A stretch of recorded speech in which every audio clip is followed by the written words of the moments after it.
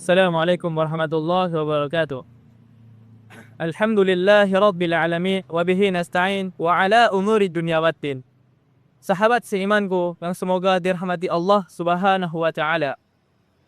Di hari-hari kita, jangan kita sibukkan diri kita dengan hal-hal yang tidak bermanfaat bagi hidup kita. Sebagai seorang hamba, kita wajib melakukan apa yang telah Allah wajibkan kepada seorang hambanya.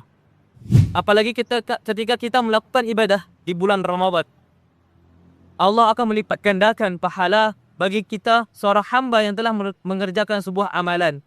Begitu juga dengan amalan yang kita kerjakan, maka akan dihitung beratnya amalannya di akhirat nanti.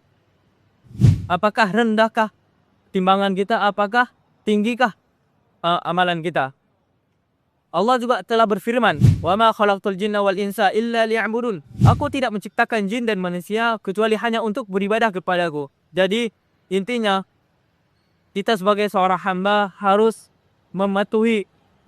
harus melakukan apa yang telah Allah wajibkan kepada kita. Semoga bermanfaat. Barakallahu fiik. Assalamualaikum warahmatullahi wabarakatuh.